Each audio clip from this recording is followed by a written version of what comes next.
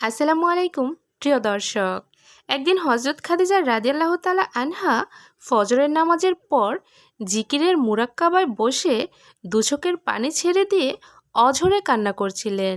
এ সময় ছোট্ট হজরত ফাতেমা রাদিয়াল্লাহু তাআলা আনহা মা খাদিজা রাদিয়াল্লাহু তাআলা আনহার ঘরেই ছিলেন। হজরত ফাতেমা রাদিয়াল্লাহু তাআলা আনহা যখন দেখতে পেলেন মা খাদিজা রাদিয়াল্লাহু তাআলা আনহা অঝরে কান্না করছেন, তখন তিনি কান্না করতে করতে মহানবী হজরত মুহাম্মদ সাল্লাল্লাহু আলাইহি ওয়াসাল্লাম এর খোঁজে ঘর থেকে বের হয়ে গেলেন। হজরত ফাতেমা রাদিয়াল্লাহু তাআলা আনহা নবীজির কাছে এসে দেখলেন নবীজি মক্কা শরীফের পাশে বসে জিকিরে মশগুল রয়েছেন। তখন ফাতেমা রাদিয়াল্লাহু তাআলা আনহা কেঁদে কেঁদে নবীজিকে বললেন, আব্বা, আপনি এক্ষুনি বাড়িতে চলুন। আমার আম্মাজান কেন জানি অঝরে কান্না করছেন। মহানবী হজরত মুহাম্মদ সাল্লাল্লাহু আলাইহি ওয়াসাল্লাম ফাতেমার মুখে এ কথা শোনার পর আর দেরি না করে সাথে সাথে বাড়ির দিকে রওনা করলেন। নবীজি হজরত খাদিজার ঘরে প্রবেশ করে দেখতে পেলেন মা খাদিজা রাদিয়াল্লাহু তাআলা আনহা জায়নামাজে বসে অনেক জোরে জোরে কান্না করছেন। তখন মহানবী সাল্লাল্লাহু আলাইহি ওয়াসাল্লাম খাদিজা রাদিয়াল্লাহু তাআলা আনহাকে জিজ্ঞেস করলেন, কি হয়েছে ও আমার খাদিজা, তুমি অনেক পেরেশানির মধ্যে আছো? তখন মা খাদিজা রাদিয়াল্লাহু তাআলা আনহা জবাব দিলেন, ইয়া রাসূল আল্লাহ, আপনি তো আমাকে বলেছিলেন জিকিরের মাধ্যমে কবরের মুরাক্কাবা করার জন্য। আমি কবরের মুরাক্কাবা করতে গিয়ে বুঝতে পারলাম কবরের মতো নির্জন ভয়ঙ্কর জায়গা দুনিয়ার কোথাও নেই।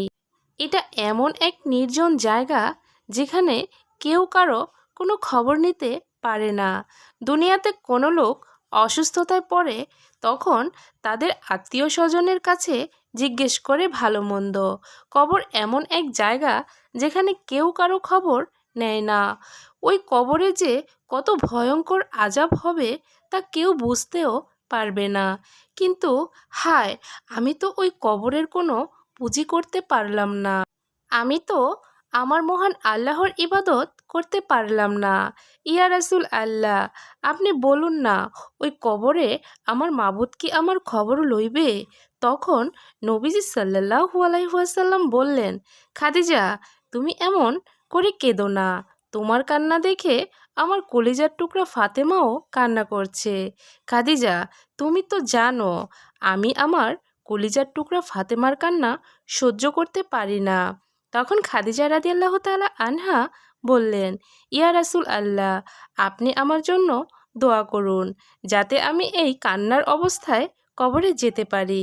তখন মহানবী সাল্লাল্লাহু আলাইহি ওয়াসাল্লাম বললেন, খাদিজা, আমি তোমার জন্য আল্লাহর কাছে দোয়া করব, আল্লাহ যেন তোমার কবরে সব কিছু সহজ করে দেন। তখন খাদিজা রাদিয়াল্লাহু তাআলা আনহা নবীজিকে উদ্দেশ্য করে বললেন, ইয়া রাসূল আল্লাহ, আপনি যদি আমাকে 3টি সওয়ালের জবাব দিতেন তাহলে আমি মরেও শান্তি পেতাম। মহানবী বললেন, খাদিজা বলো, আমি শুনবো। খাদিজা রাদিয়াল্লাহু তাআলা আনহা বললেন, প্রথমত আমি দুনিয়া হতে বিদায় নেওয়ার পর আপনি আমার জানাজার নামাজ পড়াবেন। দ্বিতীয়ত আমাকে কবরে রাখার আগে আপনার পরনের জামা আমায় পরিয়ে দিবেন, যাতে করে কবরের 2 পাশের মাটি আপনার জামার বরকতে আমাকে চাপ দিতে না পারে। তৃতীয়ত আমাকে কবরে রাখার পর যখন সবাই চলে যাবে তখন আপনি আমার কবরের পাশে দাঁড়িয়ে থাকবেন, কেননা মুনকার নকিরের ভয়ঙ্কর রূপ দেখে হয়তো আমি বেহুশ হয়ে যেতে পারি। তখন হয়তোবা আমি জবাব দিতে ভুল করতে পারি। তখন আপনি আমার ভুলের জবাব দিয়ে দিবেন। তখন হজরত মুহাম্মদ সাল্লাল্লাহু আলাইহি ওয়াসাল্লাম খাদিজাকে লক্ষ্য করে বললেন, হে খাদিজা, আমি কথা দিলাম আমি তোমার সমস্ত কথা রাখব। খাদিজা রাদিয়াল্লাহু তাআলা আনহা নবীজির কথা শুনে অনেক খুশি হলেন। মা খাদিজা রাদিয়াল্লাহু তাআলা আনহা বুঝতে পারলেন তার হয়তো বা আর বেশি সময় নাই। অল্প সময়ের মধ্যেই আল্লাহর ডাকে সাড়া দিয়ে দুনিয়ার মায়া ত্যাগ করে চলে যেতে হবে, যেখানে সবাইকেই একদিন যেতে হবে।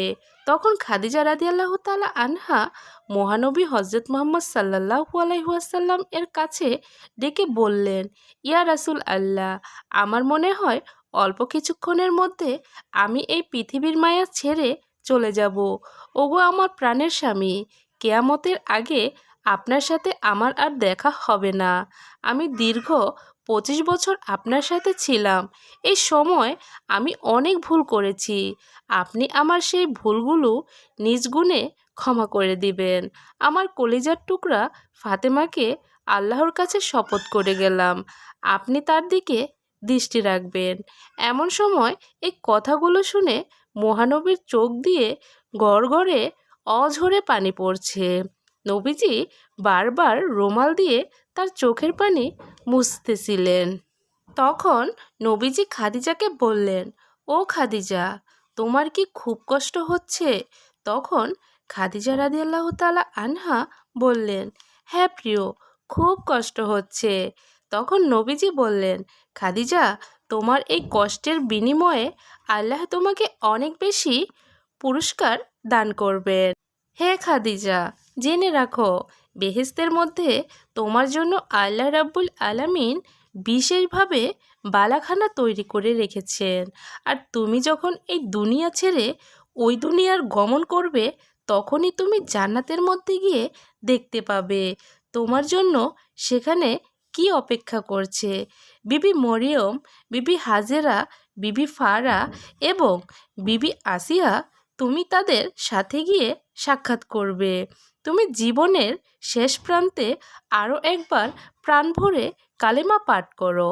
তখন খাদিজা রাদিয়াল্লাহু তাআলা আনহা প্রাণ ভরে কালিমা পাঠ করলেন, লা ইলাহা ইল্লাল্লাহু মুহাম্মাদুর রাসূলুল্লাহ।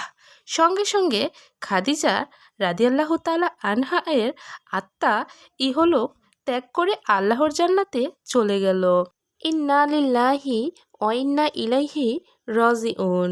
বিদায়কালে হজরত খাদিজা রাদিয়াল্লাহু তাআলা আনহা এর বয়স হয়েছিল 85 বছর। তিনি পবিত্র রমজান মাসের 10 তারিখে শেষ নিঃশ্বাস ত্যাগ করেন। বিদায় সংবাদ ছড়িয়ে পড়লে চারদিক থেকে হাজার হাজার মহিলারা আখিরি জামানার নারীকুলের জননীকে শেষবারের মতো দেখতে আসে এবং সবাই কান্নায় ভেঙে পড়ে। তার বিদায়ের ঘটনা আরব জাতি শোকে কাতর হয়ে গিয়েছিলেন। অতঃপর মহানবী হজরত খাদিজার কথা অনুযায়ী জানাজা শেষ করে তার নিজের গায়ের জামা হজরত খাদিজার গায়ে পরিয়ে দিলেন। অতঃপর মহানবী জান্নাতুল মুআল্লা নামক স্থানে হজরত খাদিজা রাদিয়াল্লাহু তাআলা আনহু এর লাশ নিজ হাতে কবরে নামালেন। হাদিস শরীফের বর্ণনা অনুযায়ী জানা যায়, যখন খাদিজা রাদিয়াল্লাহু তাআলা আনহু এর লাশ কবরে রেখে সবাই বাড়িতে চলে যায়, তখন মহানবী হজরত খাদিজার কবরের পাশে দাঁড়িয়ে কান্না করছিলেন এবং তার সমস্ত শরীর দিয়ে ঘাম বেয়ে বেয়ে পড়ছিলেন। কিন্তু তখনও মুনকার নকির আসার কোনো খোঁজ পাচ্ছিলেন না। এমন সময় গায়বীভাবে আওয়াজ হলো। আল্লাহ রাব্বিল আলামিন মহানবীকে বলতে লাগলেন, হে আমার প্রিয় হাবিব, আপনি এখনও খাদিজার কবরের পাশে কান্না করতেছেন? তখন নবীজি বললেন, হে আমার মাবুদ, আমার খাদিজা আজকে কবরে শুয়ে পড়েছে। আমি এখানে দাঁড়িয়ে আছি আমার খাদিজার কবরে।